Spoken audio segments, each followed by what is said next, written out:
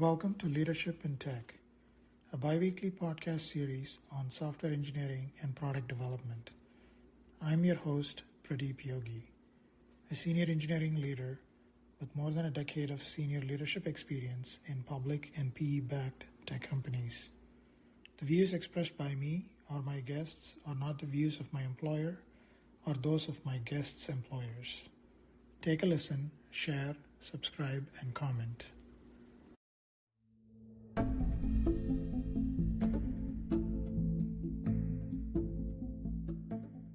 Welcome to Leadership in Tech. This is a new episode, and I have my guest here, Vikas Mittal. He is the CEO and founder of G10. Vikas, welcome to the show. Thanks, Pradeep. Thanks for inviting me on your show. Yes. So tell us a little bit about, G10 and how you ended up founding and becoming the CEO of G10. So I think when we started G10, actually, is a long story back. So a lot of people don't know what's the full form of the word G10 itself.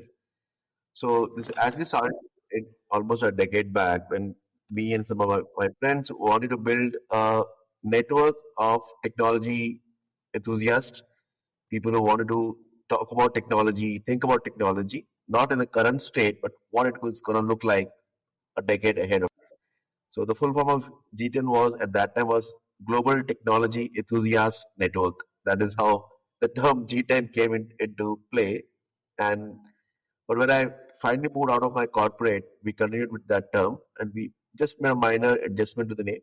Now we are Global Technology Experts Network. That is how we operate. So G10 as a company, we are a technology consulting firm. We essentially work with product engineering firms, likes of Cisco, SAP, Walmart, and Google. These are our primary customers. And we are working with them on co-developing and co-engineering solutions for the future. That is how the team has been operating. And that is what actually excited me to become or come part of G10 as a CEO and move out of corporate.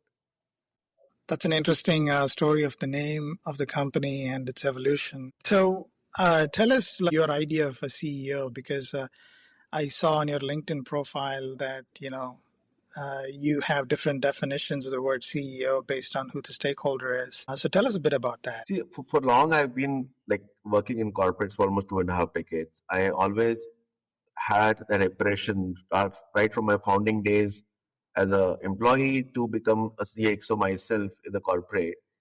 The CEOs was always looked upon as a chief executive officer, someone sitting in a corner corner office with corner large office with big windows. But what I really realized, CEOs like that are fine, but the people I idealize as CEO are basically Jeff Bezos and Elon Musk kind of people who are actually on the ground working with the right stakeholders, and every stakeholder they come across as a different individual.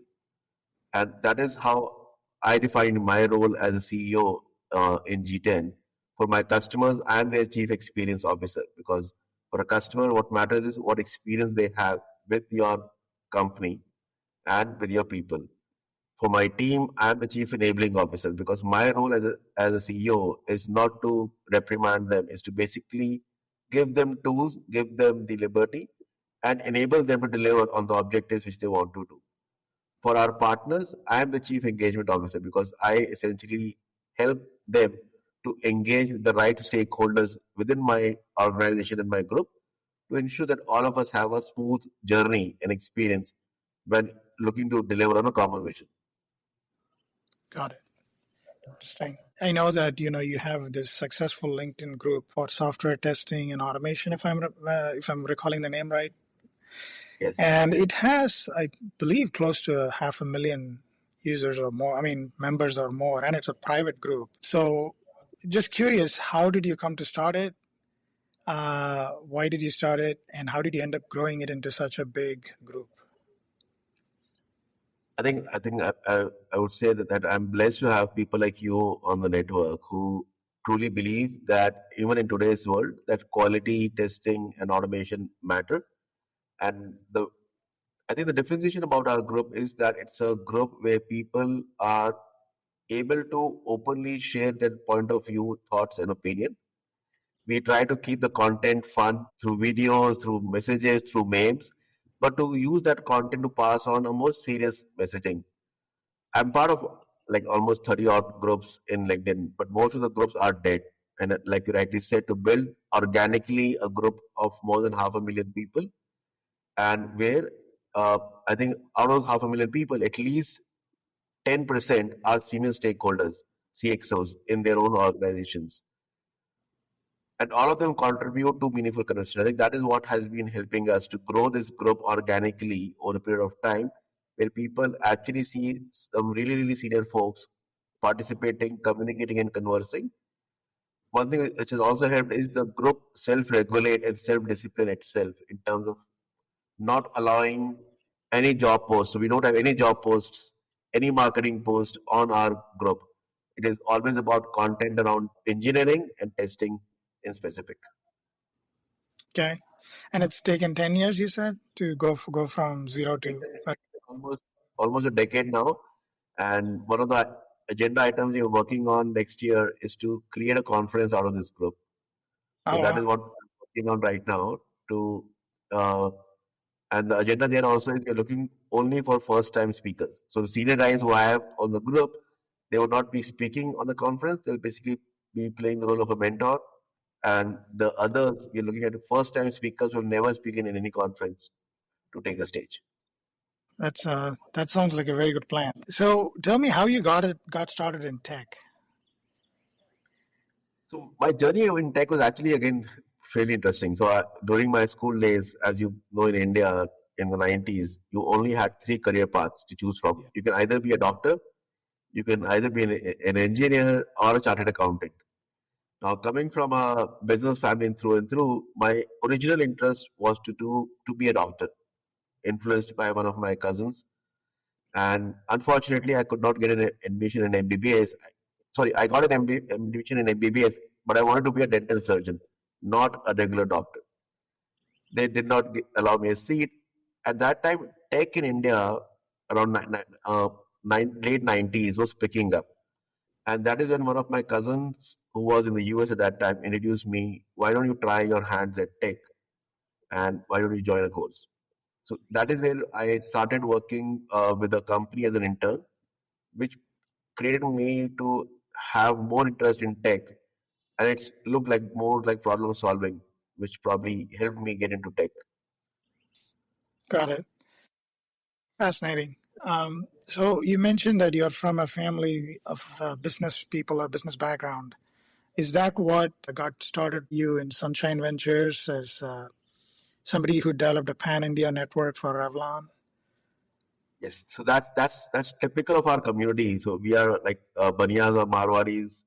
That's typical of our community that everybody, because for us, the dinner conversations or the conversation when you are together as a family, it's not about cricket or it's not about movies. It's always about business, and that is how I got into building something of my own. Again, fortunately, I was there in India at the right time because at that time, Indian market was being opened up by the government of India, like mid 90s. Yeah. And the only point that time was any foreign company, for them to come to India, they needed a JV. So Revlon and I worked with a Modi group in India to create a joint venture where I had the opportunity to strategize, plan, and create the complete distribution network for Revlon in India. And Pradeep, that was also one of the early areas where I actually implemented tech at scale. So computers were not that common in India in late 90s, but that was the opportunity to build on a minuscule or skeletal computer network available to you with the dial-up internet connection, not broadband. Yeah. Oh, that's fascinating. I'm sure that early experience you had as a 20 something played a huge part in starting G10 and growing it and being the CEO right now, right? It actually played a really big part in terms of how I looked at every corporate step for me as well. Like in my corporate journey, the reason I had an accelerated growth was I never looked at any job as essentially a job. I always went into any job as a business owner or with that mindset of a business owner, whether I was a developer or an architect, the point or the thought process is always about how can I create value? What is the business value of what I'm doing today? So that ability to always identify and ask questions for the big picture really helped me to grow also in my career. Fascinating. Some takeaways for me are like the importance of family dinner conversations and how it shapes the future of an individual. Uh, and and I think how that ends up influencing a person over the long term. And it's Correct. not just an influence on that one child or one individual, right? It is now you see your actions are impacting others positively, right? You're reaching probably hundreds of people or thousands of senior engineering leaders. I mean, it's a ripple effect. And then there's all these people in the group that you have, the testing and automation group. So I think the importance of, I think, family and family conversation and mentoring play a huge part in shaping the future of society, I think. Absolutely true. And I think one of the you live in the East Coast, which is actually the hub of a lot of Jewish community. And also the other influence on me personally from a mindset of an entrepreneur has been the Jewish community. Because I have a lot of friends and customers from Israel and the Jewish community basically because these guys are the pioneers for any startup coming in any new tech, right? I, During one of my visits to Israel, one thing which I learned in a coffee shop, which was very profound, was the conversations there were not only about the new ventures, the new startups, right? They were building. There were two celebrations happening in the same cafe where I was in Tel Aviv, which are about two startups which failed to scale. That was my first experience in life, to be honest, after more than 2 decades in corporate, when I actually saw people, family, friends, and even investors in those two startups coming in to celebrate a failure. Wow. That truly impacted my mindset that, okay, failures are not to be frowned upon. It is essentially one step more towards your final uh, destination or goal that you learned what did not work last time to improve on for the next time.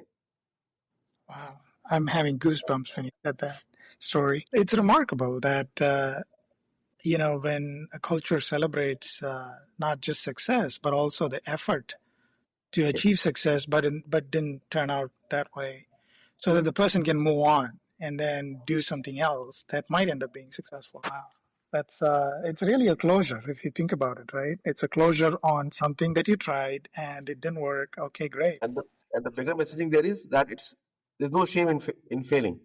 I think Yes, that stigma of a failed startup or a failed entrepreneur, if you're celebrating failures, you don't have that stigma, you don't have that tag. So I think that also motivates people to take that risk, try something, because that's the only path to grow. yeah, no, that's phenomenal. That's a huge mindset shift that could. I mean, and now I understand why Israel is like there's teeming Yes. with startups all the time, right? Like they're always on the cutting edge of everything, creating new innovations, and that will only be possible if such a mindset is brought about culturally. Thank you for sharing that. That's really very very insightful, and not quite a common thing that you see in the out. If you looked at LinkedIn or any of the social media, it's only success that gets celebrated, right? And yeah, this is so refreshing. Thank you for that. Now, in our earlier conversations, you had mentioned that you do mentor, uh, younger people that are coming into the workforce or coming into leadership roles, trying to start up. Tell us a bit about like how long you've been doing that. What's the impact that you've had, and why you started doing it? So actually, I started working on this thing almost, I would say, more than a decade back. During my first role as a lead, I struggled. I struggled in my first role as a lead. Unfortunately, I was given And I would say, in hindsight, sure, I was fortunate to get that team. I, my average experience of the first team I managed as a manager was 13 years. And I was only 7 years of experience at that time. So Gotcha. everyone in my team was much older, much more experienced than me. And those guys gave me a hard time because obviously nobody expects a manager who's half your age and experience to be managing a large team of 30 odd people. During that time, I had nobody to look around and help me understand what mistakes I was making. And I did make my own fair share of mistakes. So when I got my first opportunity to be at a senior level a decade and a half back, one thing which I promised to my team is that I would be there for you whenever you need me. But when I started having these conversations with people who I was managing as part of my business unit, is that the struggle is not only for me or my business unit. It essentially exists all across the industry, irrespective of which industry segment you belong, tech, marketing, sales, it exists everywhere. That is when for the first time, I wrote a post almost 12 years back on LinkedIn, open post, that I am so and so. This is my experience. I'm looking to mentor people, but I would take up mentorship only for people who are between experience range of 8 to 14 years. Nothing below, nothing above 8 and 14, because that is a vulnerable experience range. And second, I would be taking only a limited number of people as mentors, uh, mentees in that group. My first LinkedIn post got me almost around 85, 90 people responding that, okay, they would like to have a conversation. Finally, I selected 6 people. Now, for last decade or so, every year I reach out now. I don't need to write LinkedIn post now, fortunately, because throughout the year, people keep on reaching out to me.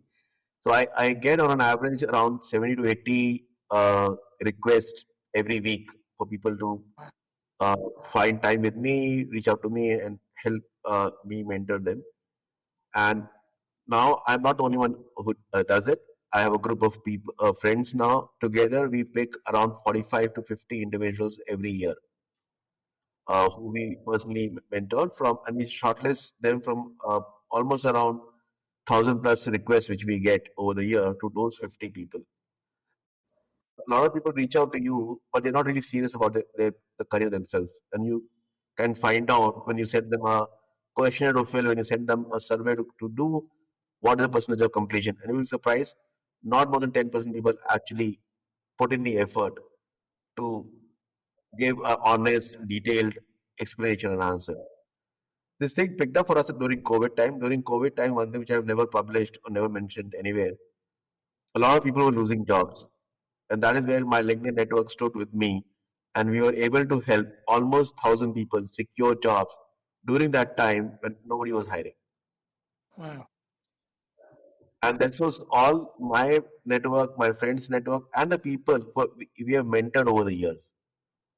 So I think that has been the biggest uh, benefit, I would say, the gain I had from mentoring. It has helped me personally improve as a person, also as a leader for my team. Wow. That's a very inspiring and remarkable story about really giving back and taking responsibility for the future generation of leaders. Um, Quite inspiring, and I feel like I got some ideas on how to contribute back. Right, so that's always a question. One of the things that is not highlighted in the tech industry, I think, so much is if you look at how LinkedIn often surfaces content, it's about individual achievement, right? Somebody did something, they started this company, they scaled it, there is a success, this product is a success, etc., etc. But then there's a whole community of people behind that leader that help make that happen. They're certainly not in the limelight. But then there is also aspiring people that have a case of a failure that want to transform it into a success and so on. And I think what you are doing is not just you being successful yourself as an individual entrepreneur and a businessman and a tech leader, but also creating a community of leaders through, your friend circle, mentoring others, and creating new leaders. I think this is the kind of content that needs to be coming out more, right? Because it really sets a good example of like how you 10x everything in tech and leadership. Because it's not a single player game; it's always a multiplayer game, and you need teams and armies of huge talent. Absolutely. And I think I would say, in hindsight, if I look at it, whatever I've been doing for the last decade and a half is helping now in my journey as an entrepreneur. Because, see, one thing which I firmly believe is if you do good in the world, it comes back to you as a multiplier, like you said, it comes back to you in 10x. So, a lot of people come and ask me, okay, how are you doing selling? How are you doing? How are you reaching out to customers uh, for your business now? And the honest answer is we don't. Majority of our business is inward, is through reference. And most of the time, it is through people with whom I have worked probably a decade back, or with people with whom we are currently working. They are moving to another company or a position. They refer us into these businesses, or they refer us to a person they know. Because one thing which I fundamentally believe in, and now I'm realizing it more and more, is that humans work with humans. The corporate brand name or the corporate to whom you belong definitely helps, but it's like a college degree from a top Ivy League college. It's only your first step in the door. Post that, as you would have done with yourself as well in your career, your education helps you only to get you inside the door. Post that, it's your hard work, it's your honesty, it's your deliverables, commitment, and consistency, which a customer notices and gives you more and more after that. So I think that is what essentially I believe LinkedIn, or what I've been doing for last decade and a half with my friends and my network, is helping us now in a slow and steady way. Good, that's nice. Yeah, I had a question in my mind about how your online presence has helped with your branding. I think you answered that question already. So I'll just add on to that part. A lot of people, when I was starting out, told me, and it's actually a real and a fun thing both. So I actively started publishing on LinkedIn only after November 2023. Before that, I was like 99% people on LinkedIn, probably pushing a post only when I changed a job or when I had a certification or some accomplishment. Most of the time, I was a passive user of LinkedIn, just watching what others are posting. November 2023 is when I actually said, okay, now I'll start publishing the content regularly. I'll start sharing my experiences regularly and start writing a daily post. My LinkedIn reach, or the post impressions for LinkedIn, started growing. In 2024, I had almost 19 million impressions on my LinkedIn content in a year. Wow. 2025, I already have around 25 million impressions on the content. Impressions actually are valuable, but what is more valuable than impressions is the number of unique LinkedIn users you are able to reach. Because that essentially is what people are engaging with you. When I started, I had 40 people seeing my content on an average a week. Today, I have almost 6 to 7,000 people visiting my LinkedIn profile every week, and my reach today from my content is close to a million plus uh, unique users on LinkedIn in the last 2 years. Wow. And two of my big contracts, which we won in G10, have both come through LinkedIn. Wow. That's phenomenal. But So, again, organic growth, consistency, and organic right, growth. right. I think you answered like consistency as one of the key aspects. So you post daily, basically. That's your consistency. I post daily now, daily, and a lot of people don't realize that I don't write the content daily. So this is again a hack which I Right. can share. I identify topics which I want to write. I create a theme for a month. I identify topics for me to write. When I'm reading something, I find a topic, I make a note of it that on my in my physical diary. I still maintain a physical diary in the digital world. But every weekend, I spend now as I've got better. I spend almost a couple of hours every weekend, both Saturdays and Sundays, like 4 hours every weekend, to create and schedule content for the next 7 to 8 days. Right. So I'm not actually posting on LinkedIn on a daily basis. I create content, identify the theme, and schedule the content. But just posting the content will not grow your readership or people engaging with you. When people are actually commenting on your post, how you engage with them, and the other thing is how you engage with the posts from other people in your domain. That creates the, like you said, the ripple effect. Because then people with like mindset start to navigating or gravitating towards your post as well, and you can have more meaningful conversation. That's phenomenal. Yeah, I do the same for my podcast. I record a podcast, I edit it, and I create 2 weeks worth of content in one weekend, and it just shows up. Perfect. So, Yeah. right, it's a yeah, it's a concerted effort on a weekend, but the effect goes on for 2 weeks. So, but Absolutely. Like, it's good to know that you've been doing that a lot longer and more systematically. I have more recently I started just learning machine learning on my own, just to delve into the math and everything. And I decided, one of the things you get into as a challenge when you're learning something new is because you have so many other commitments in life. yes. The consistency is a factor. It never stays very consistent. So I thought, let me make myself accountable by saying I'm going to post one thing about machine learning. Now it forces me to have content ready to post, which means I first have to study it, understand it, and then be able to summarize it in a form that is usable for somebody else. So, so that's another thing that one of the things I've learned is, when it comes to accountability, learning something new, doing something new, or starting something new, it's probably best when it's done in a very public fashion.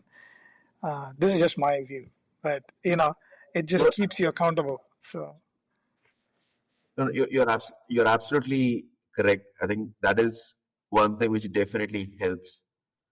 If you, because otherwise your goals are your goals. If and if you're not shared them with anyone that you're looking to achieve these goals and objectives in a year, you can just let it slip. But if once you're shared with someone else, you kind of feel that accountability that yeah, now people know about it. You have to do it. But I think what you're doing is a huge effort. Podcast is a huge effort, more effort than creating content and LinkedIn posts. Because I did a couple of podcasts and like, it was tough. It is tough. yeah, that's what I realized. After I launched my podcast, I realized, holy shoot, why did I do this? you know, But thankfully, I don't know when you tried your podcast, but now there are tools that make it simpler with AI enabled. Like Riverside has AI feature that immensely helps with editing and transcription, and it also surfaces clips that it thinks is really good to highlight. So if I wasn't having these AI tools assisting me, I would have to pay somebody to do it, or I would just abandon it. So and then and then I do a summary of the podcast as an article that is actually done with AI, right? Like I ask it to summarize the transcript in article form, and I just have to review it. It's like 5 minutes or 10 minutes, and I'm done. AI is definitely a game changer in the content creation space. Definitely a huge advantage. Yeah. So on that topic of AI, how do you see AI changing the software development process? I know content process is definitely changing, and we are all probably using it already.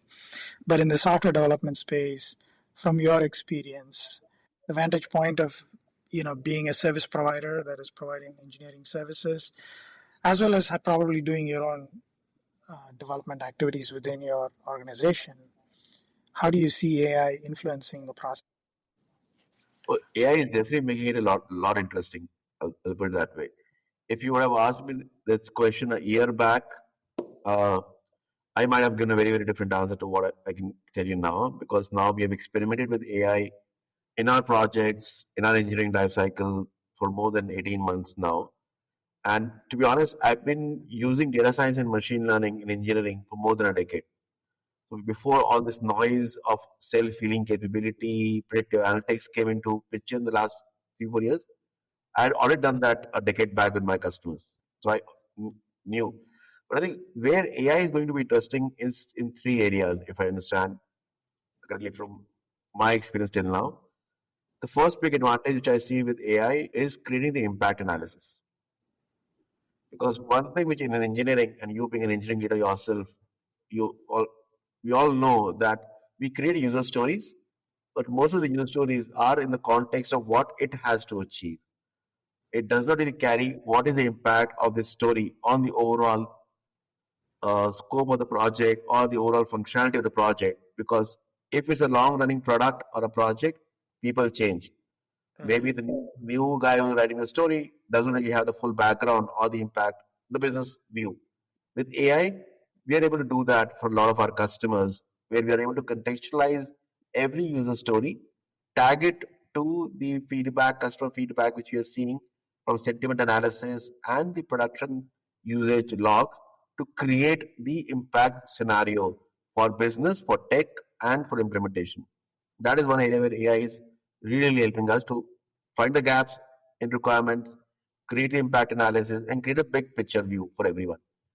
The second part, which a lot of my dev friends and the dev leadership don't like, is allowing us to handle the laziness of developers when it comes to testing and quality. So, in a lot of our projects now, we are using AI as a junior developer with a senior dev, where the senior dev is still writing the code, but as always, the senior dev is not interested in writing the unit test code or integration test code. That is where we are basically leveraging AI tooling and AI algorithms to create that unit and integration test bed. Because in quality, the fundamental is as closer you are to the code, the faster, cheaper, and better it is to test. That is the second area where I'm seeing AI being used. The third area, which where I am personally experimenting and we're seeing success of AI, is the customer sentiment and usage analysis, because that was a huge area of gap with a ocean of information available to engineering, but due to lack of time, lack of tools, or lack of interest, it was never tapped into. But with like we work with a lot of startups, we work with a lot of product engineering firms. We now tap into that information to extract valuable insights of what the team should be focusing on building or addressing. Because that helps us to prioritize where the money is being spent in engineering. I know it may sound a little different from what others are propagating about writing test cases, writing automation scripts, self-healing. Those are all like peripherals which you can achieve with AI. But why would I basically use a supercomputer or a huge capability to do tasks which I can do with better engineering principles and practices myself? That is our take on AI, on where AI should actually be used and leveraged, and where it actually makes a big dollar impact. Wow, that is definitely a new insight or a new perspective that I'm getting from what you're saying, and I think it's probably the better use case to be able to deploy your human resources in the best possible manner, identify areas where I need to really put people in, and yeah, and things like sentiment analysis, which AI is fantastic at, leveraging that to define where you should put more effort or like add more test cases and so forth. It's awesome.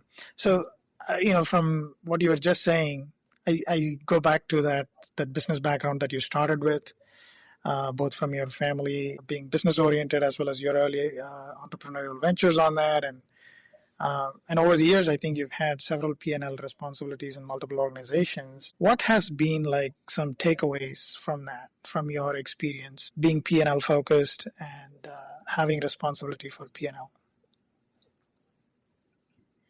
I think I would talk about few elements which a lot of people talk about is when you're putting in on the hat of a leader or a P&L owner. I think a lot of times people focus too much on the top line or the bottom line. So as a P&L leader, that is essentially what you are focusing on. That what is the top line you want to achieve and what is the profitability you want to achieve. One thing which I've realized now running as my business also, revenue is important, profit is important, but the king of the game is your cash flow. So as a P&L leader now and always, I was always focused on going after more profitable deals which bring immediate cash and which maintain consistent cash flow. So that is the one thing which I realized as a P&L leader which you should do. The second element which I think is as a P&L leader which is important is for you to understand how your organization dynamics and your customers' organization dynamics really work. Because you may have a great proposal, you may have a great technology solution, but it will not be implemented if you don't understand what is their motivation to do any project. What is the OKR of the business leader with whom you are dealing, and how he creates a budget, and what are the factors he keeps in mind to make a decision. So I think if you have the clear understanding of your customer landscape on these four criteria, that also helps you to make your P&L look more green than red over a period of time. Okay, that's awesome. Okay, good. So, so the four principles or four key concepts in P&L you mentioned. One is cash flow, another is uh, Budgeting budgeting and profitability overall, right? What is the fourth one? and the what is like if you look at the four key factors for you to have a green P&L is what is your cash flow, what is the profitability of the deals you're going in, how the budgeting is done in your own organization and your customers' organization, and fourth, what is the OKR or the KRA of your customer business leader for them to make a decision. Ah, If you're running a services organization or any organization for that matter, if you understand these four elements, then you can construct a profitable deal for everyone. fantastic. Thank you. Having led many organizations over the years, large groups of teams and engineering organizations, are there any myths in leadership and management that you have uncovered? Oh, there are so many myths which exist, which even I used to believe in my early stage of my career. The biggest myth I always had was my manager has the answer for everything in the world. When I took up the role of a manager, I believed at that time that now I have the answers for all the problems. So that's the biggest myth. A good manager does not have answers for everything. A good manager only has an understanding on what is a better question to ask to enable the team to discover the answers on their own.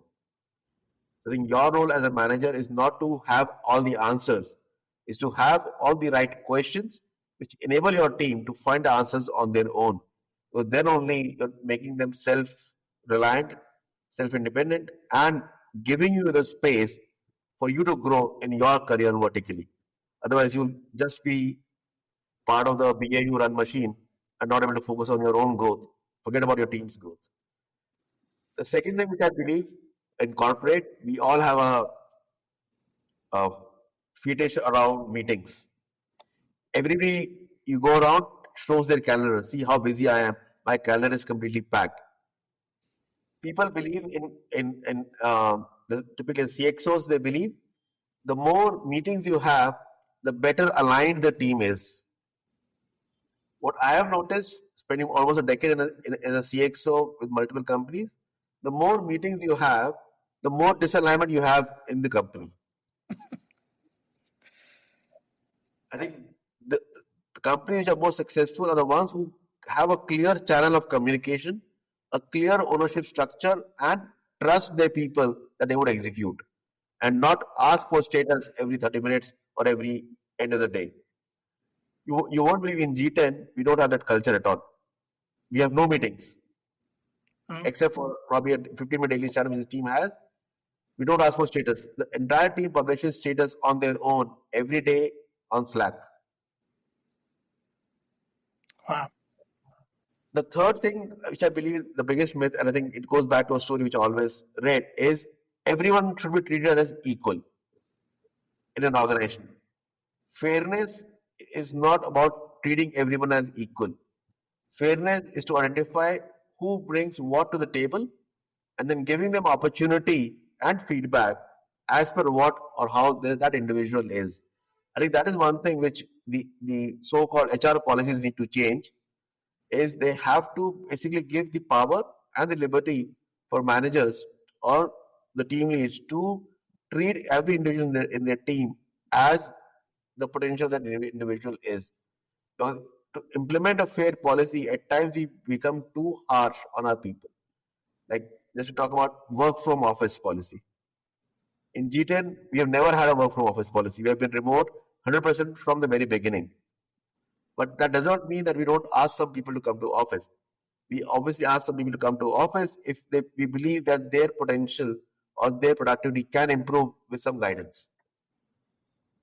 But that does not mean that we force everyone else also who is performing exceptionally well from their home, living with their parents, to come to office as well, because we want to be fair to everyone. That is again that is one thing. And the fourth last point which I want to mention is, at least in the services sector, there's a lot of meme going about Narayan Murthy about 70 hours of working and everything. What I have fundamentally believed always is that number of hours you spend in the office does not determine your performance. Right. So we don't measure or reward people by the number of hours they have filled in the timesheet. We always measure people of what is the impact of the output they have produced, not by the number of hours. Because it can be that I'm smart or somebody in my team is smart and they can do the same job in 30 minutes, which the other guy is taking 6 hours to do. So it is finally what the impact of an output is, which should be measured. And I think it is high time with the companies align their policies to impact rather than number of hours. And we stop measuring 40 hours or 60 hours every week. Right. Yeah, that's a really good point. And I think the whole hourly focus or focus on hours is a thing from the industrial age, right? Where at one point, employers were employing people for 15, 18 hours a day. So laws had to be put in place to have, a certain number of hours and then treat the rest as overtime and all that. Yes. And I think the person that brought sanity to the process was Henry Ford with his assembly line and 40-hour work week. And so then it just became a thing, 40-hour work week, right?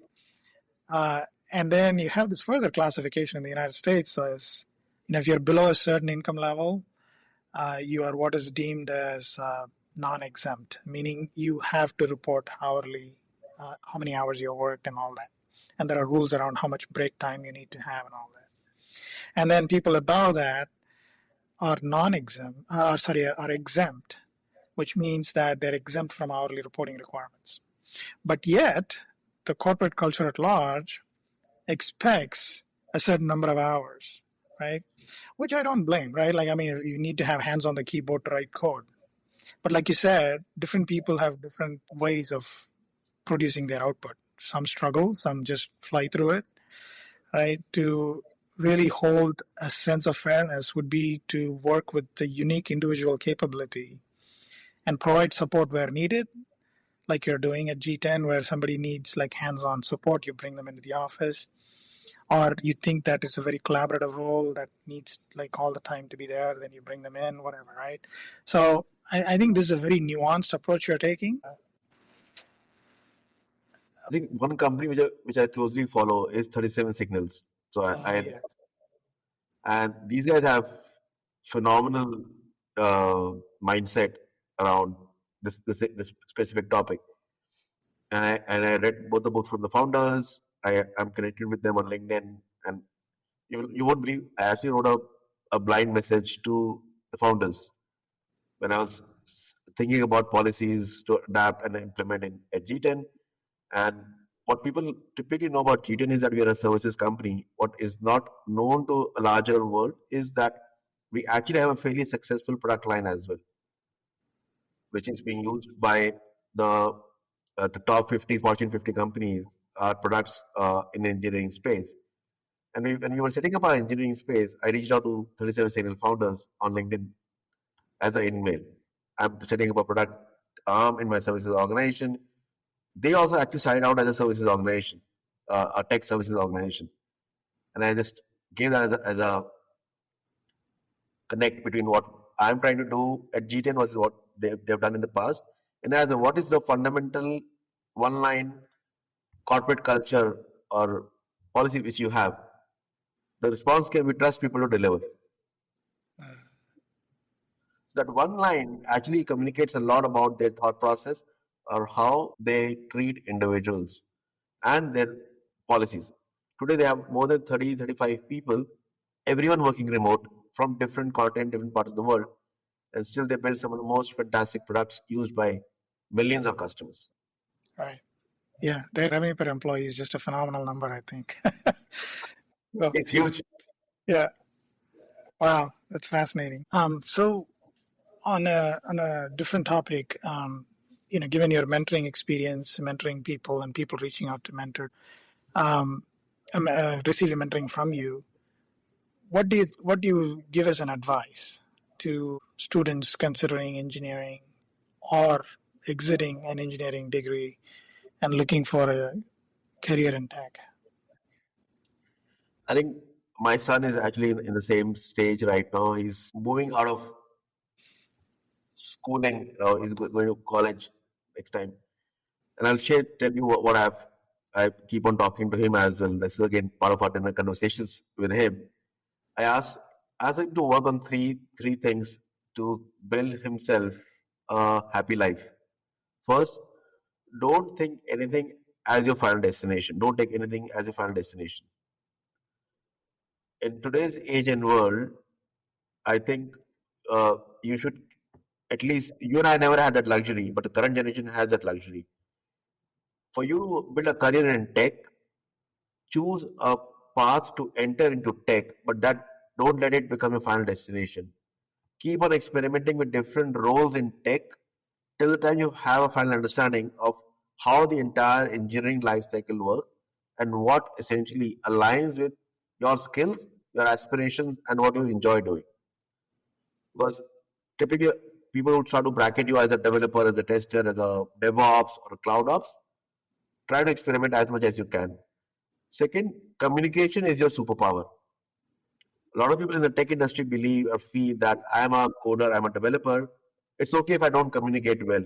It's okay if I don't communicate at large. Probably that is okay if you are building a product as a single solopreneur. But if you're working in a group, communication is your superpower because you have to communicate to tell everyone A, what you're doing, and B, where you need help from others. That I think that is the thing. The third final thing is start small but go deep. A lot of people, while they're experimenting with different things, they only touch the surface of a skill. With that, you only get to know what exactly it is about, but you don't know whether you would like it or not. So that is again one advice which I give to everyone in my mentorship program is pick up a skill which you like today. Don't go by the trend because the fundamentals of engineering would always stay. Today, skill A is hot. Tomorrow, it may not be. But when you start on a skill, try to go deep in that skill before you make a decision whether it works for you or not. Good. Those are really good pieces of advice, especially about not having a final destination right away, right? I think that simplifies a lot when it comes to a career. And Yes. oftentimes the mistake people can make early on is thinking this is the only thing, right? And that they cannot change course or like try something else. And I find it where I'm at right now in life, I can still change. I can still go to new destinations and try new things, right? And like the podcast is one such thing. Putting out content is another thing. Another thing I want to explore is mentoring people that I don't know.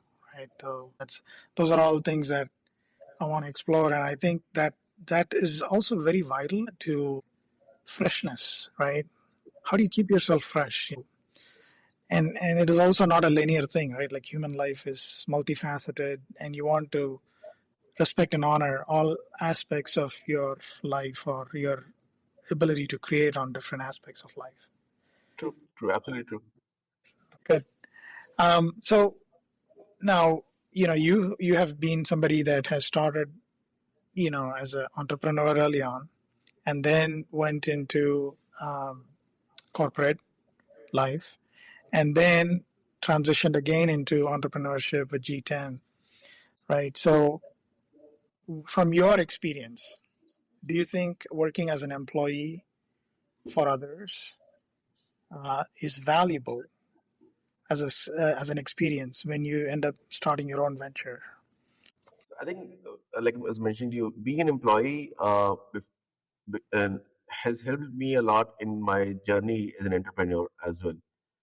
I think it taught me three things. One, that the processes beat innovation at any point of time, because for you to scale anything, you need to have a well-defined process so that it can run on its own. I think that is one thing which the big corporates teach you really well in terms of how to establish a reliable, scalable process. The second, I think, that the biggest advantage which the big corporates gave me was connections. Working in the corporate for probably a little longer than I should have helped me build a lot of connections in the industry for with customers, with alliance partners and others. For me to rely on those connections now in my journey as well as an entrepreneur. And the third thing which the time I spent in corporate taught me was what not to do. So, what not to implement as processes, practices, or policies when I start uh, my own venture. You won't believe, in our company we don't have an HR department. There's no HR department at all. It's not that I hate HR professionals. I don't appreciate the value they bring. It's just that I wanted the policies to be more driven by the employees or collaborators themselves in G10, rather than somebody from sitting in a department who does not really understand the day in day out work style of a individual with a different skill set, define how he should work. So today at G10, most of our policies are discussed, collaborated on, and then we agree on, okay, this is what we want to implement as a process or as a policy. So one thing which I had a lot of fight during my corporate career also was, why do we have an HR department? Why don't we have a human function or a people function? A lot of people say it's only a verbiage difference, but that verbiage means a lot, because when you talk about resources, and that is the term I hate a lot. When you talk about resources, I'm not on a table or a chair or a laptop in the office. I'm a human contributing to a goal. That is what we focus on, is having a people's department, not a HR department in the organization. And as of now, we even don't have that. People self collaborate, self define policies, and self govern. Wow. Because one thing which I believe, which Steve Jobs mentioned, that you don't hire smart people and then tell them what to do and how to do it. Give them the freedom to figure it out themselves. That is what we believe in our company. So I think that is my takeaway from my 2.5 decades of long career. It helped me build connections. It helped me understand how to build processes which scale, and it helped me understand what not to do. Good. I love that. The anti patterns are very valuable, right? And I also, based on what you're saying, if the policies are being set by everybody, meaning collaboratively, you probably have good employee retention, I suppose. Correct. Our average employee attrition rate for the last 4 years is 3%. Wow, that's phenomenal. So, and a lot of people who started with us, and I think that is my biggest earning out of G10, like you were mentioning in the beginning, is the impact we have created on the lives of people. And GTN itself has led to people starting out their own businesses, their own ventures. I invest in those ventures myself. We own equity in most of those ventures today as well. But it actually gave the people a way of thinking that they can build something of their own. And one more thing about G10 is a lot of our employees come from small towns, come from small cities. People who are typically overlooked by big corporates to hire. And in my learning, and something again which the company taught me, the people in the company taught me, was that you don't hire somebody only by the degree they bring. You hire somebody by the fight they bring to the table, or by the energy they bring to the table. So a lot of these guys who we have hired from tier two, tier three towns in India with no proper, I would say, communication skills, they have developed it over a period of time. But they are one of my top performers today. They are the ones who actually even went out and built their own enterprises right now, where we are part of it. So I think that is again one big thing which I learned as a leader from my team. Wow. The more I hear about your leadership approach, it is turning out to be more and more of a remarkable thing and a very unique approach. It's how it's interesting how the media only talks about some of these big entrepreneurs who made it big, right? Like the Steve Jobs and Bezos and how their thoughts were different. But here I am interviewing you. While you're not at that stature, you have your own success stories. You have created multiple success stories for others that have come into your path, right? Come through your path or along with your path. And I find as much uniqueness as in, like, you think differently than the majority. And you're creating your own unique design pattern or whatever you want to call it, like your own unique weaving of the cloth or the fabric of life through your venture and how you do the venture and how you nurture new entrepreneurs. And it's phenomenal that you're actually investing in employees who end up starting their own ventures. That's, I mean, after they've started, it's like being part of their success, actually Yes. telling them it's okay to be successful. And I bless you with some investment. So, And one more thing about corporate, a tagline which we don't follow is every corporate pass on a messaging that we are a family. I completely hate that line. So in our company, we never say that we are one family. We are one family. We are collaborators on a path.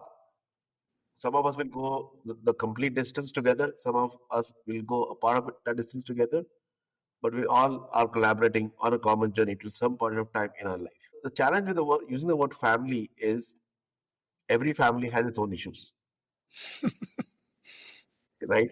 And in a family, what I've always felt is people in a family are not always very open and honest with each other. Because to accommodate the other guy, you would always try to either play below your par or probably see it in the background but not say something in front.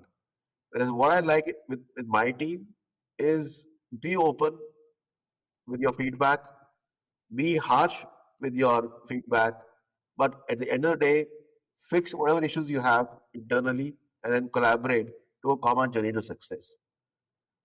that's a very, very refreshing insight about the dynamics of an organization and the dynamics of a family and why the two don't really match up as a term. And that is true. In a family, you try to accommodate as much as you can to make sure it stays together.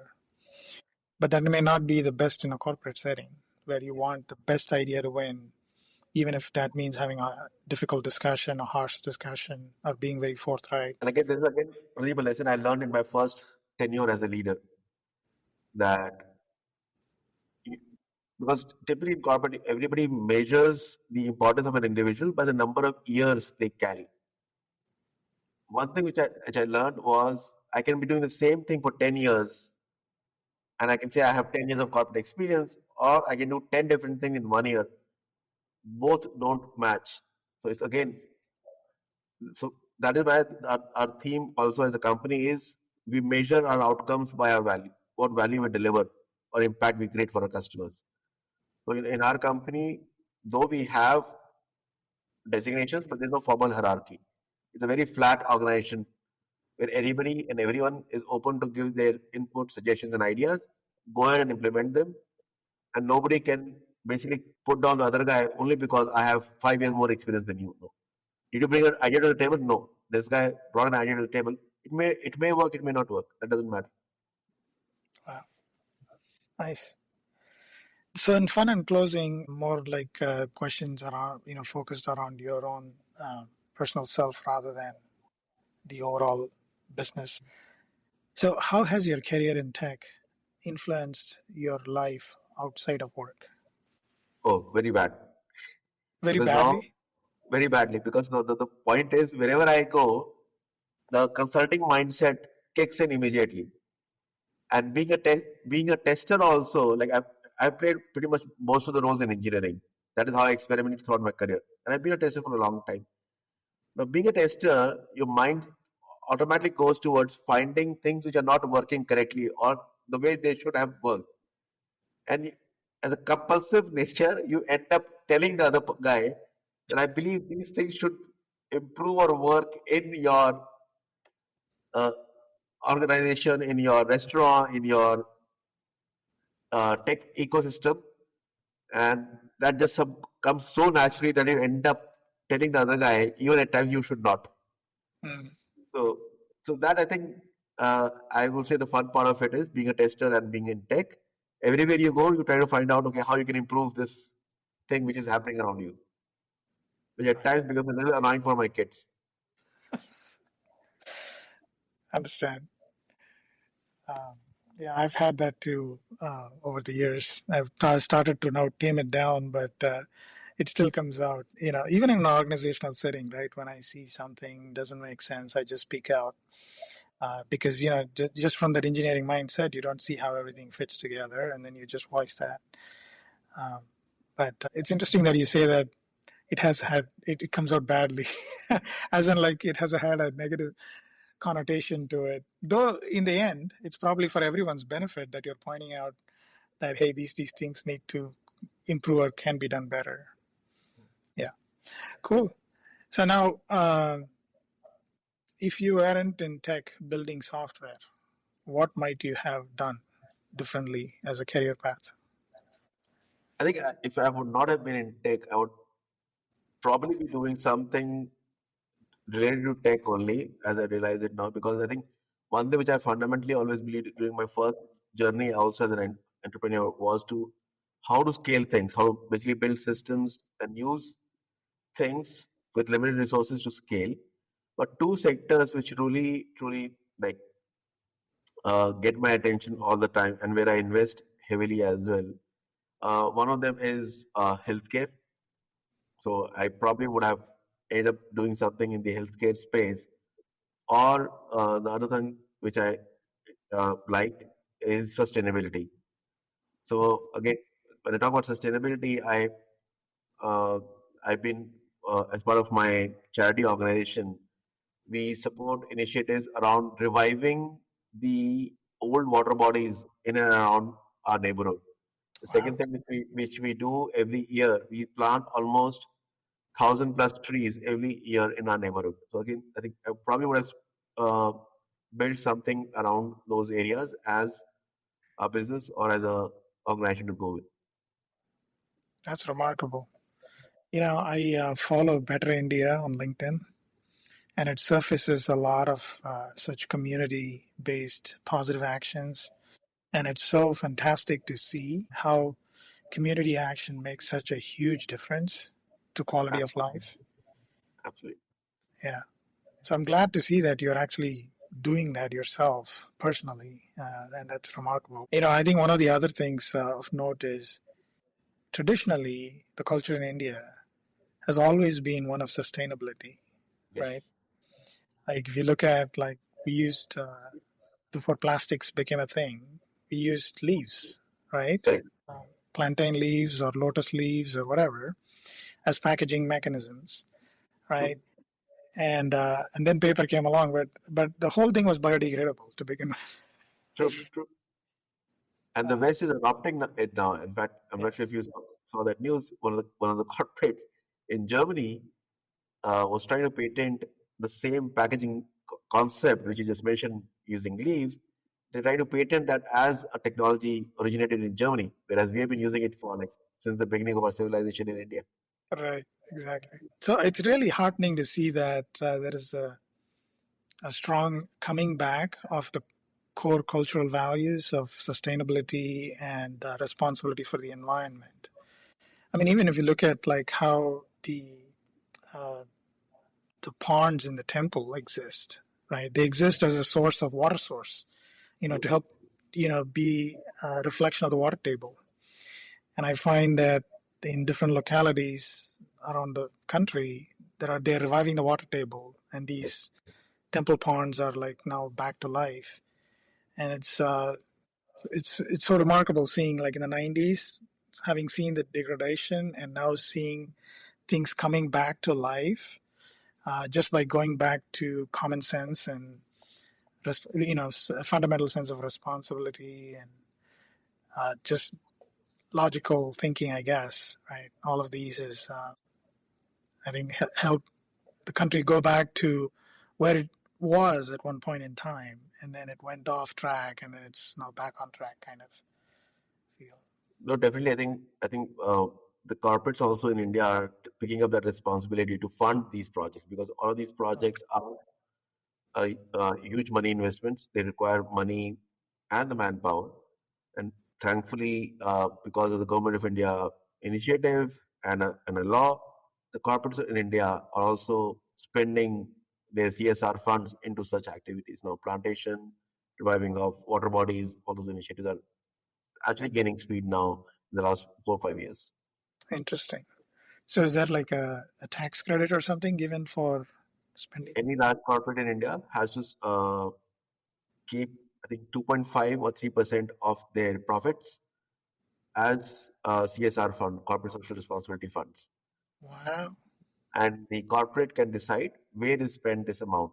But I think originally people were doing a lot of different ways to pull back that money into the corporate. But now I think with more closer audits, closer checking, and the need for corporates also to showcase themselves in a more cleaner, better image, I think a lot of those funding is coming back Lovely. into the right initiatives.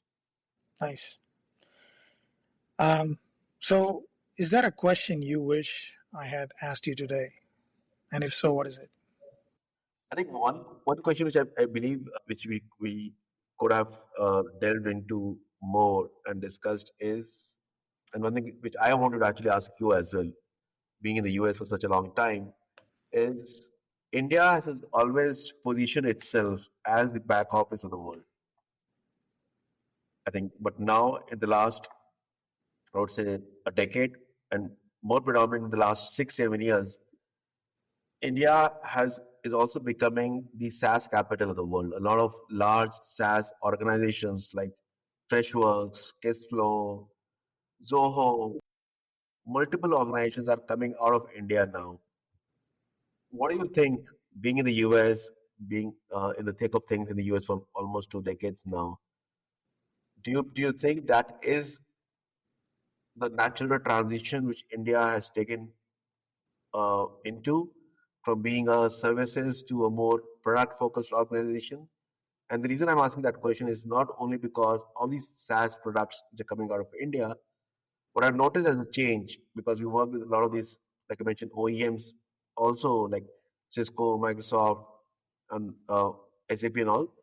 I'm seeing that their way of transitioning or giving ownership of work to their Indian offices now is not any longer about bug fixing, support tickets.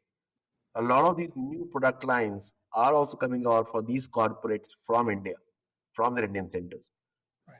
What is your take on that topic? I think that is one thing which typically I've not seen a lot of people addressing or talking about in podcast uh, focused around tech in India. But I think that is a question which has to be probably asked, and the messaging around has to be like I said, propagated that has that 10x ripple effect to change the Yep. mindset of India. Totally. It is a natural evolution, right? To initially, when you don't have a strong domestic market, to go out and find business elsewhere and provide services. I think that's how the Indian tech industry started. Because back in the 90s, we were just coming out of very tight governmental controls and the economy was stifled, right? So obviously the domestic consumption was lower.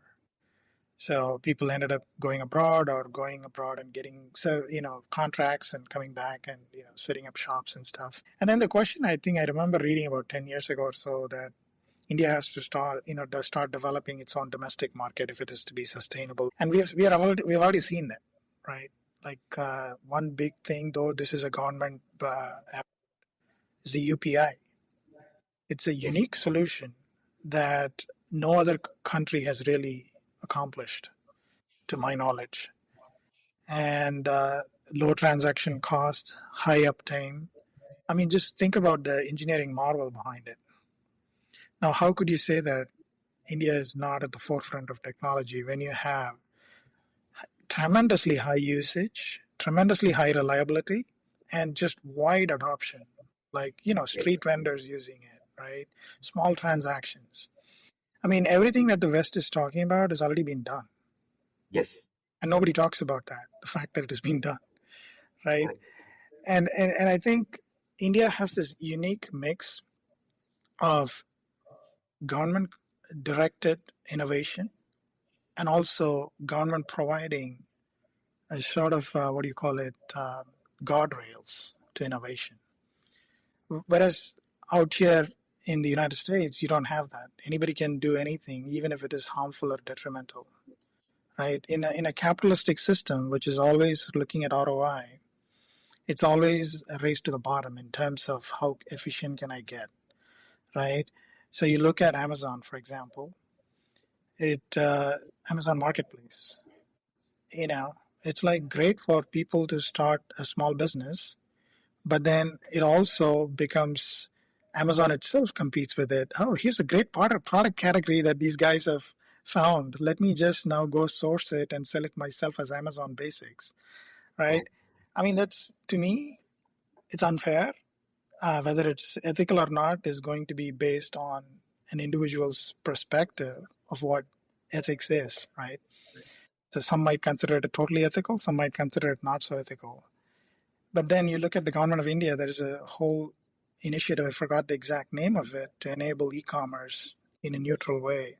ONDC, ONDC, yeah. So, and what does it stand for? Open Network Distribution Channel. There you go.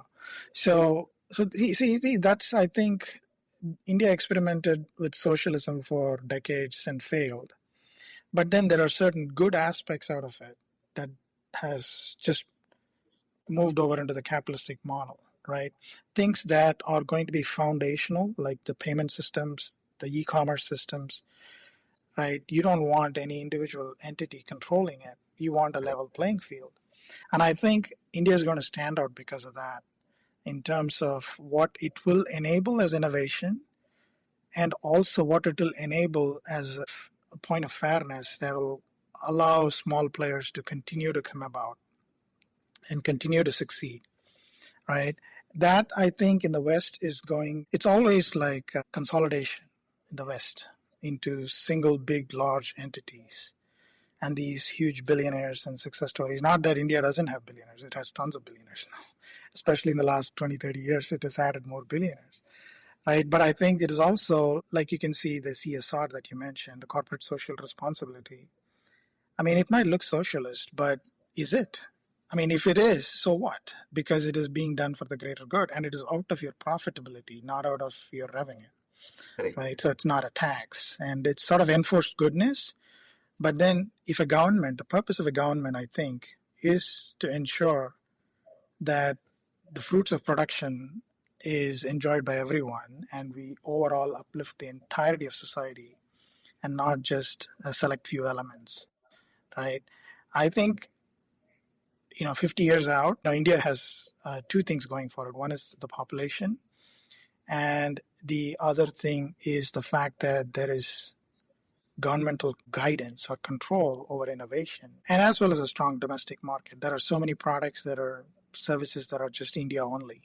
Started out in India and then went on to capture other markets. So I think the perception is, if anything, it's going to start coming the other way, right? And it has already started. There's already venture capital flowing in from abroad for Indian startups.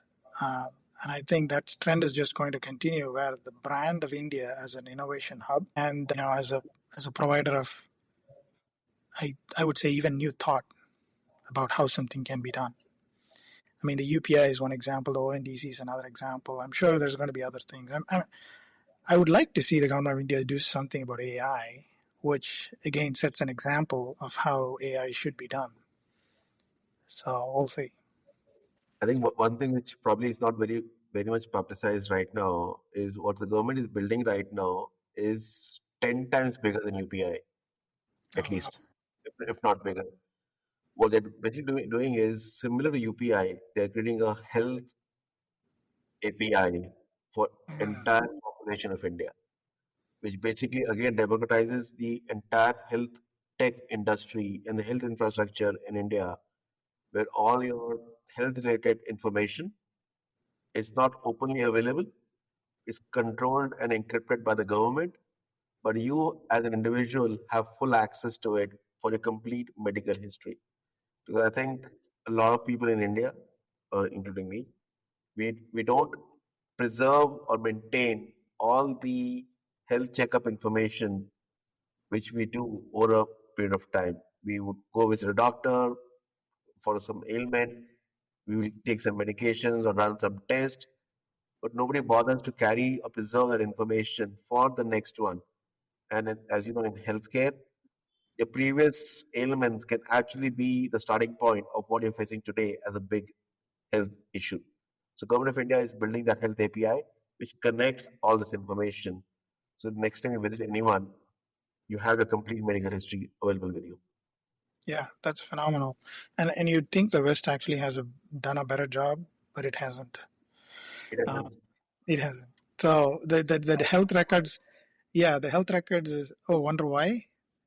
I think it's a disconnect between intention and execution, right? So that's where I think when you have foundational services built by government, it would actually be a good thing. But that's again a difference in ethos between the U.S. and the Indian systems, right? In India, our ethos has primarily been one of the society, right? yes, The cultural fabric is built around the concept of what is good for the community, how to make things work for the community, how to, that is how we survived for millennia, right? And whereas on the West, you have the strong individualism, correct, especially in the United States Constitution, which emphasizes the Bill of Rights and everything. But I think you know it's a difference of where do you draw the line between individuality and social responsibility, right? And I think it has to come as a culture, and I think India naturally has that culture, and I think it is going to actually help produce new innovations that will not be possible in the West, simply because of a different ethos and a different mindset that India possesses. absolutely true.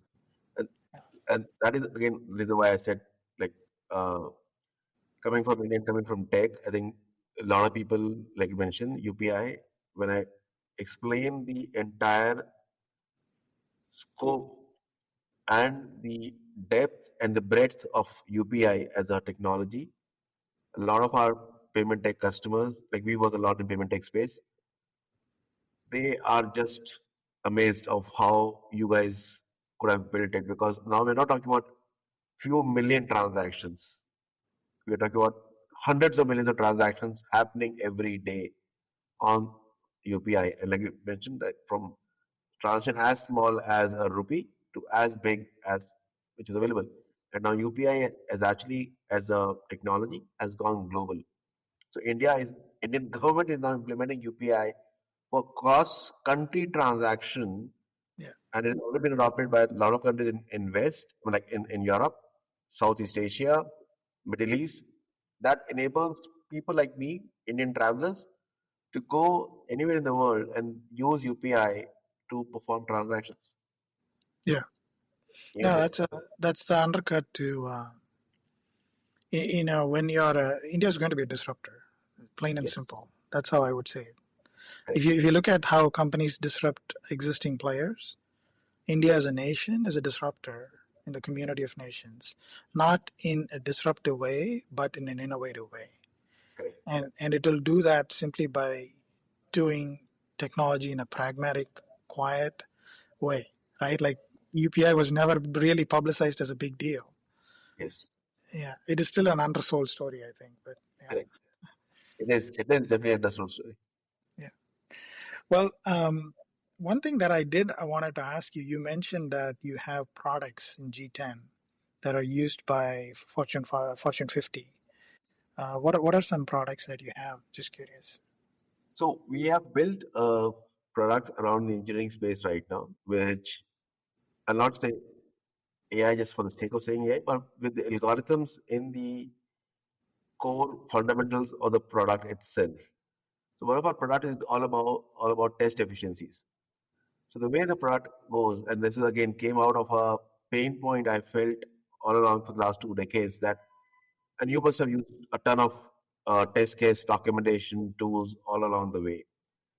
Those tools do a good job, but most of them end up being just a test case repository. They don't give you any intelligence about where you are not doing a good job as an engineering organization from quality standpoint. So what we're building in G10 is a gains as a platform, which essentially starts as a giving you a boilerplate process to be implemented across the engineering organization and how you think about testing, bringing the right frameworks and thought process around testing. That is, okay, you have to think about testing from a pyramid perspective. You have to align your testing to your technology architecture and then capture details around your test cases. As you start putting in the test cases on gains and you start executing the test case from grains, the algorithm in the backend starts optimizing your test suits. In a lot of organizations in my consulting journey, I've seen test suits grow from 100 test cases to 10,000, 20,000 test cases over a period of time because nobody ever spent time to look at it. What are the stale, redundant, duplicate test cases and remove it to get the right count of or inventory of test cases. And I would blame services organization to be a part of that problem because for a lot of services organizations, they estimate their effort for hours and manpower based on this data on the number of test cases. So in gains, our algorithms keep on listening and watching what you're doing from a testing standpoint. And then we have an intelligence feature which automatically curates a more comprehensive and compressed test suite from what you already have. Because what we also learn is that you're executing these test cases, but you're logging defects outside these test cases. So we are not only watching what you're testing, we're also learning from what you're logging as issues, as defects, and what your customers are logging as support tickets. So now we have this complete dimensional information to identify what you're missing from your testing right now, and B, what you're over executing to compress and create more comprehensive. So for one of our customers recently, we reduced their test suite size by 80%. Wow. And after reducing it, the first feedback which we got from the testing guys was that you are exposing us to more risk because now we will test less. But when we converted the new test case suite into a mind map visualization mapped with the business functionality and did the same exercise with their existing test suite, what came out was what Gaines built was actually doing 60% more coverage than the previous one at 80% less test cases That's faster time to market and more confidence in the quality and less cost. at less Less cost. cost.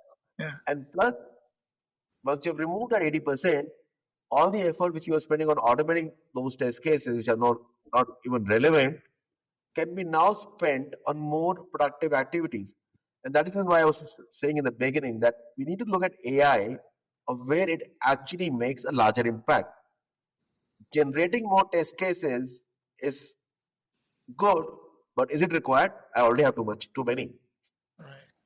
Why don't I use it to reduce what I have? So this is one of the products which we've built in G10. The other product which we have was again came from one of our problem statement which I've been dealing in for a decade is the technology has changed in the last decade, but people still use tools like JMeter and others to do performance testing. We need to move from performance testing to performance engineering. And this entire thing, user experience is a bigger play, is a very big play. Because the way the technology has changed with cloud and with the modern day JavaScript frameworks, the end customer's experience is not determined only by the network speed or my hardware as a software company. It is also determined by the customer's machine, their capacity, their browser, and how efficiently I'm able to use the browser's memory and my JavaScript code stack. This is where we built another platform in G10 for gains performance experience. So the name of the platform itself is performance experience to calculate the end user's experience at every stage. So we break down the end user experience step by step from how the content is being showcased to the user on his browser or mobile app till the last point to the database on the server. So at every stage, you have the complete data available in 32 different combinations of the same data being shown to an engineering leadership of what impact it can create. Wow. In the same four metrics, but we have combined them in 32 different ways to tell you how changing one element can impact the other one.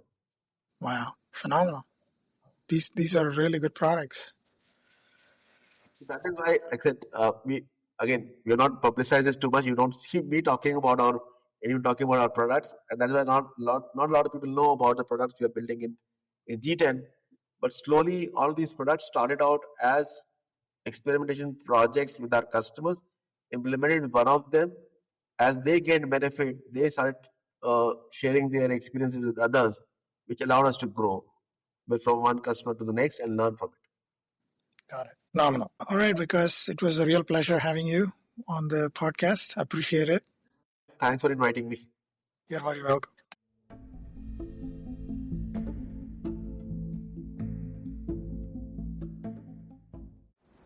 Thank you for listening. I hope you found this episode insightful. Join me for the next episode in 2 weeks where I interview another guest.